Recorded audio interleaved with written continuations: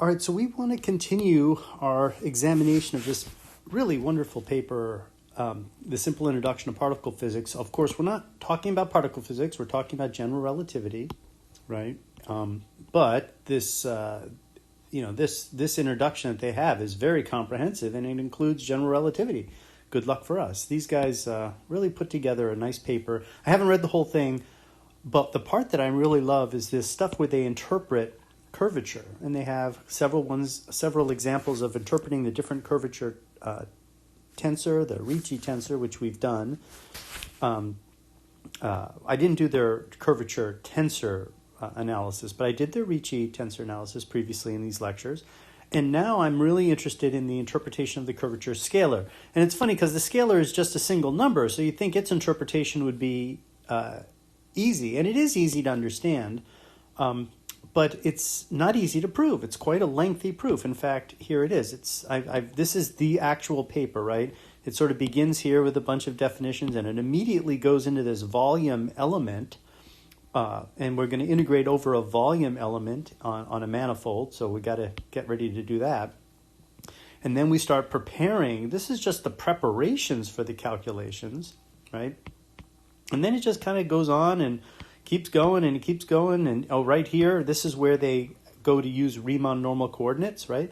So right here is exactly why we had to do all of our work on Riemann normal coordinates. So when we did this analysis and we got to this part, we could move through it without waving our hands. Because if you've been following my lectures, I don't like hand waving. I don't like saying, I like making sure we try to go through as much detail as we can that's reasonable. And here it's reasonable. I never discussed normal coordinates. They're an important idea. And here we actually use normal coordinates to make the calculations simpler.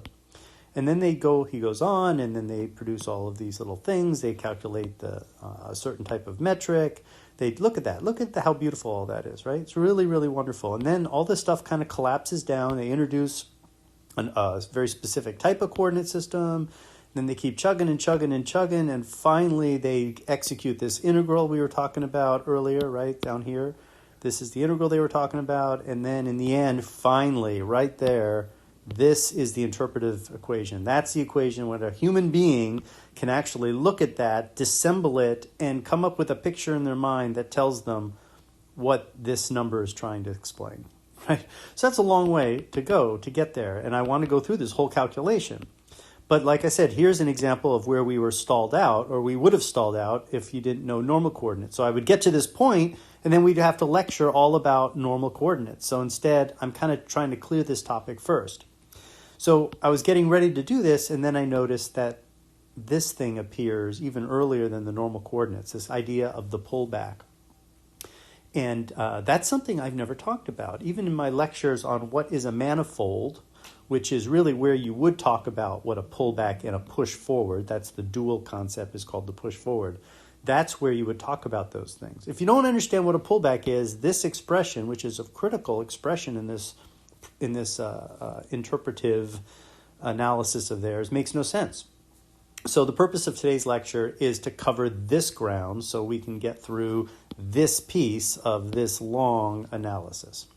All right, so we're going to talk about the pullback and the push forward, and this is almost like a dual lecture. I should make this supplementary to the What is a Manifold playlist too, because this is about manifolds. Okay, so let's begin. All right, so we're going to begin with a manifold, and that manifold will be called M. And then we're going to introduce a second manifold, which we will call N. So in order to avoid having to say N and M a lot, I'll call this manifold Marshall and this manifold Neal. All right, so and manifold Marshall and manifold Neal. It's extremely important to, whenever I say we're going to start with a manifold, I draw it this way as though it's some kind of sphere or round object or a piece of this plane, but I'm just trying to indicate a set, right? This is supposed to indicate a set. And manifold Marshall, manifold Neal, the one thing that they share for sure, this could be very different objects, but one thing that they're absolutely agreeing on is that they're manifolds. So as soon as you see this, you immediately should think in your mind, okay, the manifold has charts on it, right? And this manifold will have charts on it. And these charts have some degree of overlap, right? And each of these charts has with it a chart map. So if that's the chart U, then say there's a chart map gamma U, which goes into a Euclidean space whose dimensionality equals the dimensionality of the manifold, which I'll call, say, N here. And well, let me see. I'm going to try to be consistent with my notation here. So I'm going to call this V, right? And I'll call this U. And this one, it'll have its, so this will be chart map V. This one will have its map, we'll call it, gamma U, and it goes into its version of Euclidean space, right? That's R, size M, right? And all of these different charts have their own little coordinate system, right? The coordinate system for region U is going to be the coordinates U alpha. The coordinates for region V will be V alpha. So Neil, the manifold, has a chart region V with a coordinate system little v, and manifold Marshall will have chart region U with coordinate system little u, right? This is what you need to think about when you think about a manifold. It has a coordinate system on it. All of this stuff is true, but just because you're thinking of it, that's not, we abbreviate all this, right? It's present in your mind, but that's not how we're going to draw the situation. We're going to draw it in a shorthand form.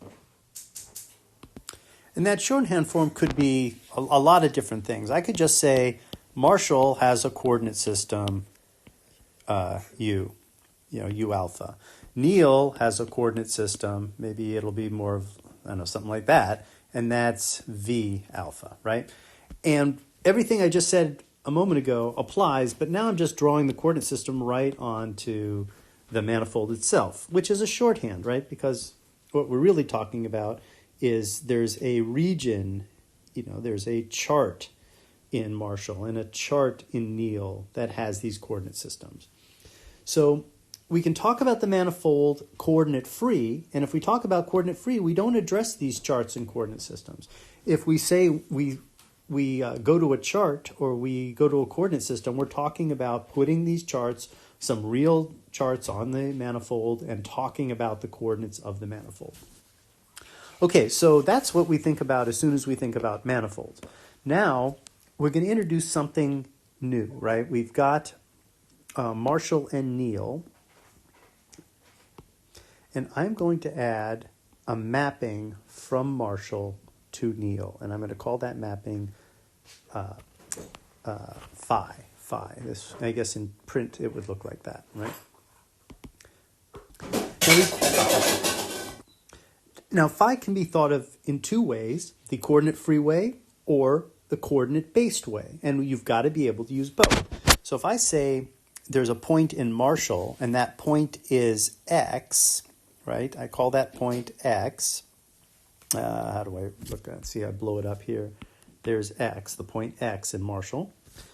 X is just a element, right? X is an element of the manifold Marshall. It doesn't have coordinates necessarily. If I choose a chart, and I can assign x coordinates, but I may or may not be discussing x in terms of its coordinates. If I'm not, then I just say phi is a function of x, or a function of points on Marshall, and it returns elements in Neil. What element in Neil will it return? Well, there's some, let me clean up Neil's coordinate system here. It will return a point here that we call the image of x, which is a point in Neil, right? So that's the coordinate-free way of looking at it. And now if we actually are interested in these charts, we now say that x has a coordinate. X has a coordinate value in the chart u, right? We're going to name this chart u, and we're going to name this chart v. And so x has a coordinate value in v, and now I can think of phi in terms of coordinates. I can say phi is a function of x0, x1, x2, all the way up to x, I guess would be m minus 1, where little m is the dimensionality of Marshall, right? And it will return, what does it return? Well, it returns the coordinates of this point, of this image point, in nil. But nil is n-dimensional, so there needs to be n of these functions, one to return each coordinate point. So I would call this alpha, right? So there's alpha counts through the dimensions of nil, which if the dimensionality of nil equals little n, and the dimensionality of Marshall equals big M, there's n of these functions, right? And it's the new coordinates over here are functions of the old coordinates. But look how I said that. I said the new coordinates are the functions of the old coordinates. That makes it sound like this is some kind of coordinate transformation. But it's not a coordinate transformation, right? A coordinate transformation, remember how that works. If I'm living inside Marshall and I have another chart, right? And that other chart has its own coordinate system. These charts overlap, and a coordinate transformation takes me from the u coordinates of the chart in Marshall to the red coordinates. I guess this would be call this chart, u2, the u2 coordinates, right? So there's a coordinate system on the chart u and a coordinate system on this red chart. This overlap region, that's where coordinate transformations live. Coordinate transformations live right in here, inside the same manifold.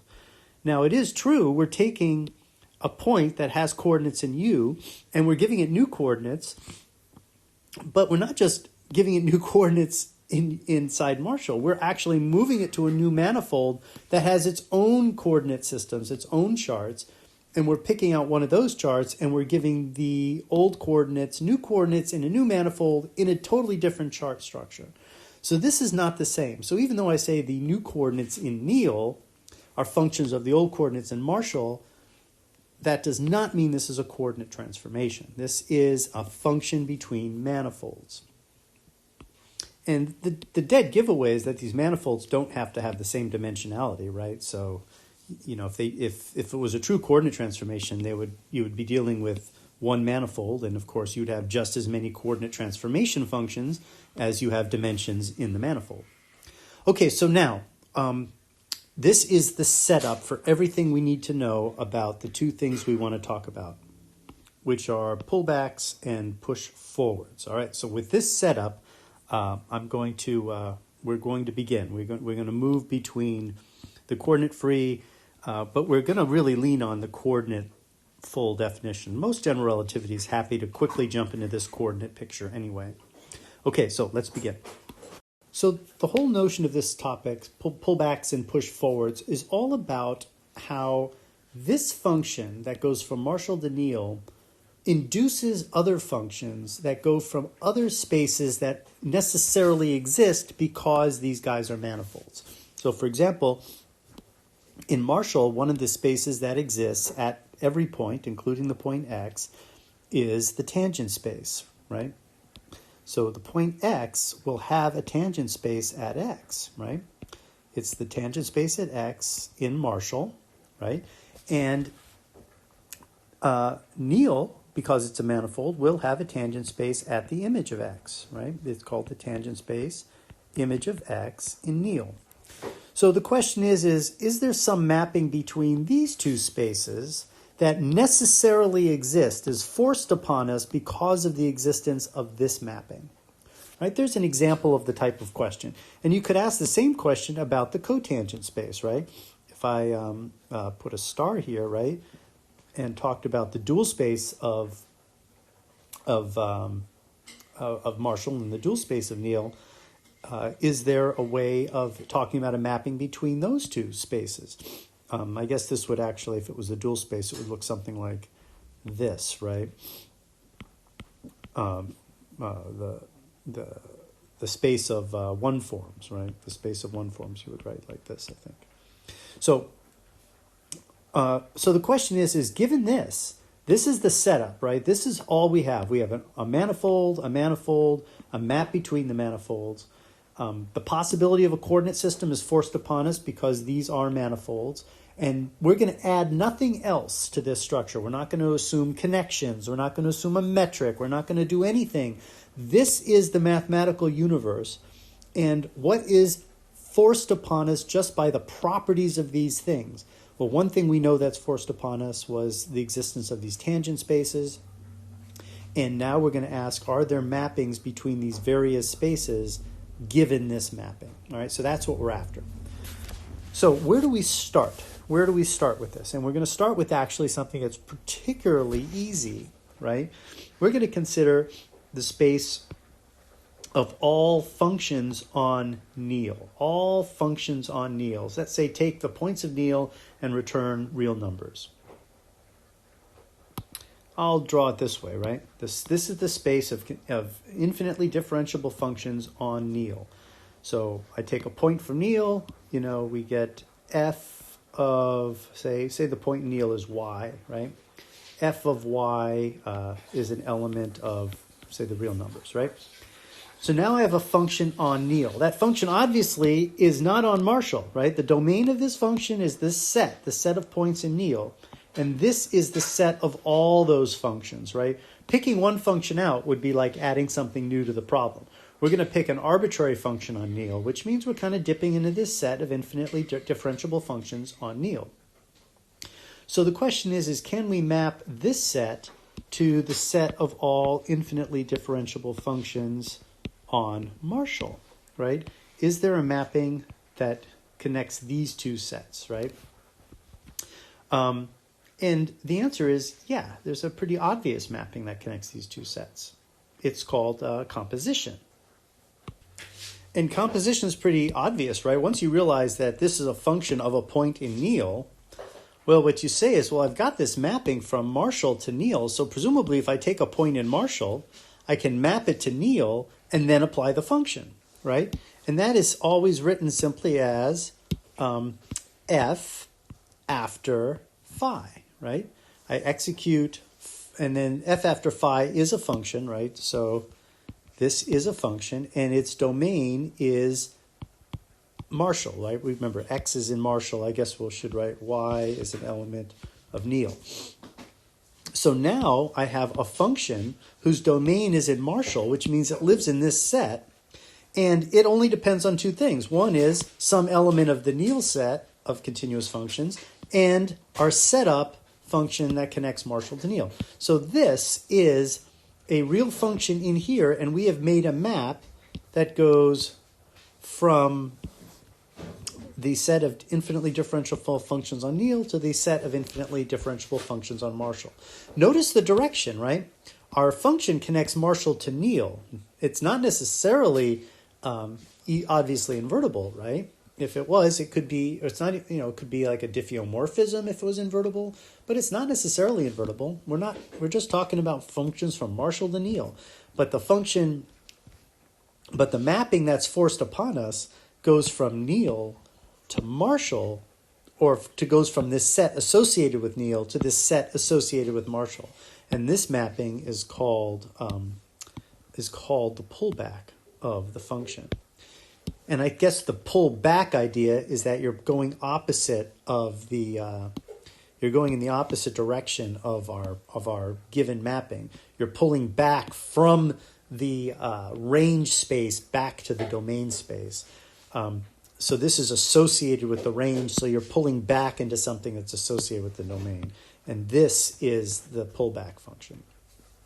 And so how do we, the notation we would do for this is we would say the pullback is we take the symbol for the original function, put a little star up on top, up above it, and it becomes an operator that acts on functions that live in this space, right? And this is the notation for the pullback of f.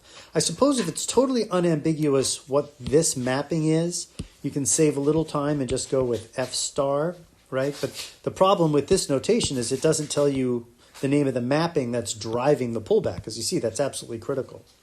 And you also can see that it's hard to imagine going the other way. If you had some function g that lived in this space, that was a function on Marshall, could you somehow use g to get a function on Neal? Well, if you take a point here and you map it to Neal, now you have Neal. You can't apply g to a point in Neal, as g is a function here. But if you take g and you apply it to a function in Marshall, you get a real number, And this mapping doesn't take real numbers to Neal. It takes Marshalls to Neals. So that's not going to work. So there is no way of pushing forward a function from Marshall to Neal, but you can pull back a function from Neal to Marshall, and it's almost trivial, right? It's like, no kidding, right? If I need a point in Neal and I'm sitting in Marshall, well, I just stand somewhere in Marshall, use phi to get into Neal, and then apply the function to wherever I land, right? It's that simple. Another more common way, perhaps, to write this is literally as function composition, f of phi of x. I love talking about notation. Anybody who's been following my lectures knows this. What's the disadvantage of this as opposed to this? Well, this is better, in my opinion, because what ends up on the far right, the arguments clearly identify the domain of this function. So this becomes a function operating on a domain. And that's what we're after. We're after a function on Marshall that operates on Marshall, right? So x is the domain. This is kind of better because it mechanically tells you what's happening. I take a function on Marshall, I apply the function between the two manifolds, and then I apply f, right? Which is what this is saying. This is f after phi, right? And this is still f after phi. This sort of shows you the machine approach. The problem is that the domain of f, this thing, you have to remember that thing lives in Marshall, and this thing is Marshall. So, I'm sorry, this thing here, this outer one, that lives in Neal. This thing here lives in Marshall. So it's kind of, you got to dig through it to figure out what's the domain of things. So at no point in this notation do you have a function whose domain is Marshall and whose range is the real numbers, right? Here, that's exactly what you have. So there's different. So this is the composition, function composition. They're both called function composition, but I prefer the second notation, but I'll probably use both, right? By the way, the notation I'm using for this lecture is the same thing you'll find in Wikipedia on the subject. For example, this is the Wikipedia page about the push forward, right? So I have M and M, and I'm using X and M. Phi is the function. I'll be using X as a sample vector, things like that. I'll try to use this notation down here too. So I've always referred to the Wikipedia page when I get confused about this stuff. So I'm going to try to use that same notation. All right, now I'm going to take this picture, shrink it up a little bit, and fill in what we know so far. All right, so there's our first pullback, right? Our first pullback is from this set of functions to this set of functions. All right, so now we're going to look at the next important thing, which is the push forward. All right, so let's step through this idea, right? We have the tangent space at the point x, right? That's the tangent space here is associated with the point x. And we have the tangent space associated with the image of the point x in Neal. So now let's just walk through the exact definition and see why it's forced upon us. We're going to take a vector in this tangent space. I'll call it capital X. Right, see, the notation in Wikipedia uses capital X for a vector and little x for the position. That's great. I want to stick with that. The problem, of course, is that my capital X's and my little x's look like the same. So my capital X's, I'm going to do that. I'm going to give little bars on top. So I have capital X. Now, what is a tangent vector, an element of the tangent space? What is it? Well, aside from going back to all the possible ways of defining tangent vectors, you can define them as equivalent classes of curves that have certain values of their derivative at the point. But you can also define them as derivations, and that's really what we do in general relativity. We think of these vectors as differential operators. And differential operators, the set of all differential operators is what this thing here is what this is. This is the set of these differential operators, linear differential operators, associated with the point x. And those differential operators add like vectors. They have a zero, they have inverse this is just like, it's a vector space, right? This is a vector space. And we've talked about that a lot. But differential operators can act on functions on this space, right? So I can take a C infinity function from here and a differential operator from here. I can take the differential operator, act on the function, and then evaluate the result, which will also be another function, right? And evaluate the result at x, right? So x itself can be thought of sort of as a map from C infinity to C infinity, right? That's what x is. And then I evaluate the result at the point x, and then I end up with sort of the value. Well, that's using it here, right? The point is x itself is this is a vector space of objects, of linear differential operators. And we're going to think about it in terms of that in order to define this as before. So what do? Well, we start with imagine that we have a function over here in mu x, right? Imagine you take a function f out of the C infinity vector space. Well, in principle, we can apply an element of this vector space on f, right? And that's just how it works, right? This is a differential operator, and this is a function, so we can do that. We can likewise do the same thing over here. If we have a function from this space, we can apply this differential operator. But notice that we can link these two functions together now through this mapping, through the pullback, right? So if I took a function f from here, right, and I pulled it back, I would get phi star of f over here. And then over here I could apply this differential operator to that function, and here I can apply some element of this space to this function. So what would happen if I applied this, I took a differential operator out of the tangent space, only one, and I applied to that function. Well, the way I would write that is I would write that down as x operating on phi star f, right? And there should be a function, or there should be a differential operator over here, right, that gives me the same result, right? There should be, I should be able to define or pick out the member of this set that when acting on f gives me the same result as when I use this x on the pullback of f. And that's what we call the push forward, right? The push forward is going to be written phi with a star down below. Well, it's got to be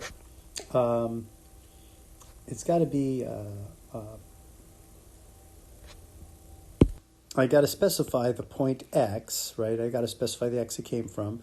And then I'm going to put the star down below, indicating that it's a push forward.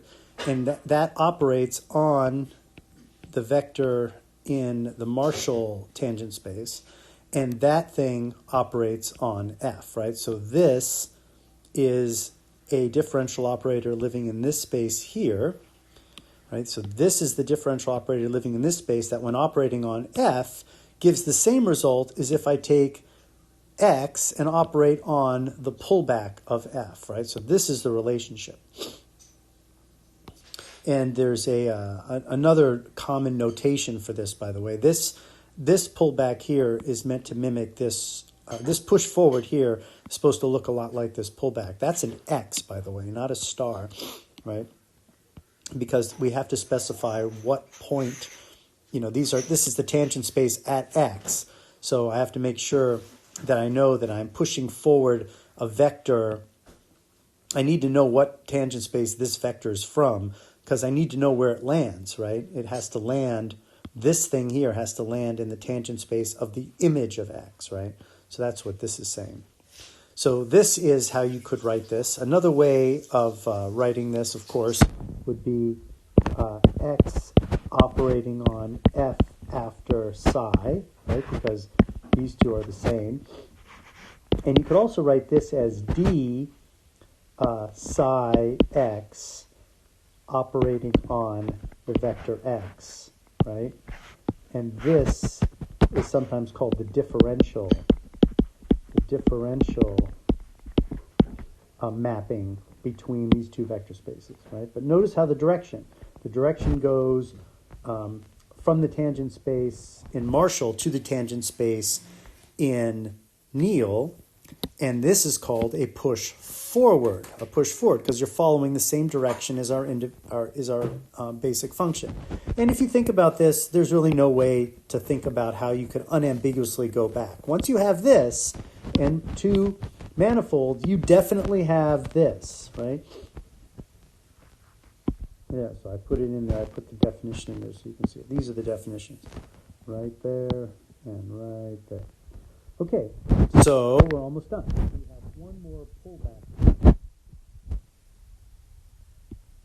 don't forget, this actually is a very common notation. In fact, I think if I go back to the Wikipedia page, that's the notation they put there. So this is the one we're using, right?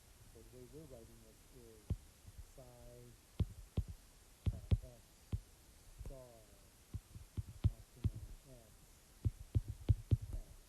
equals x optional x.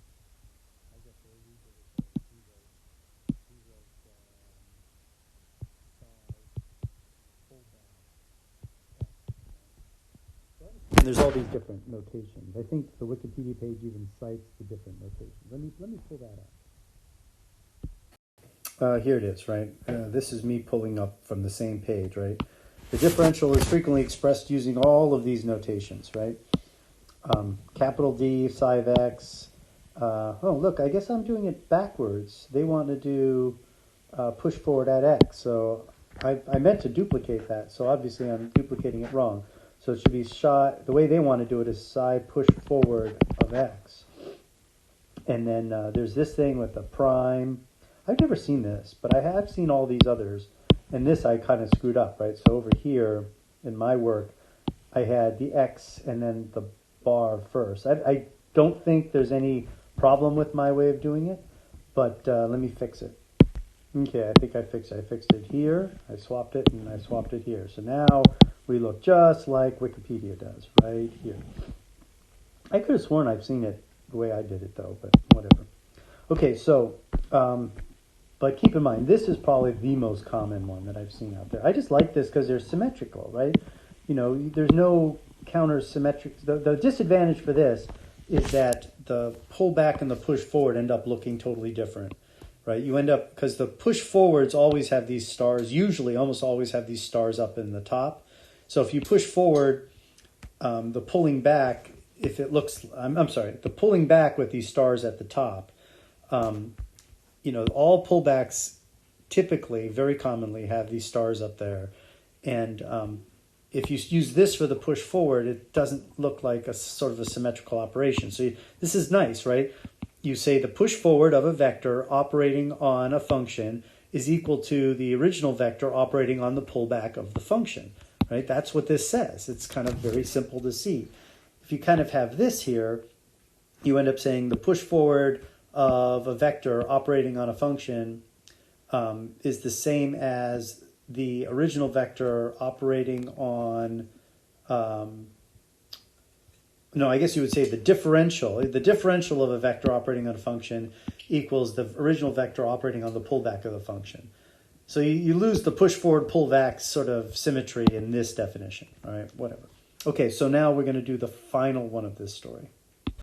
Before I go on, let me point out, we've done this all in the abstract, right? Notice none of this leans on coordinates, right? These functions are functions of points in Neal. These are vectors in a vector space without an identifiable basis, right? So all this is coordinate free right now. At the end of the lecture, we're going to throw down coordinates and show how these things would actually be calculated if we were given a coordinate system. In fact, just to make that clear, let me erase this part right here so we don't think that there's some sort of coordinates. Now, I do have chart maps U and V, so we're kind of set up for that. So I should really, notice we haven't referred to them anywhere in this process yet, right? This is completely coordinate free. Coordinate free right now. Okay, so when I finished this lecture completely, I had actually done an entire section on the next pullback, which is from form fields, right? Fields of, I guess, one forms on Neil, pulling back to fields of one form on Marshall. Now, notice these are fields, right? This was a push forward of a vector in a single tangent space at a point forward. But here we pull back an entire field. And there's a reason for that. But the lecture started getting very long. In fact, I think it was an hour and 10 minutes. So I'm splitting it in 2 lectures. So this lecture covered pullbacks of functions and push forwards of vectors.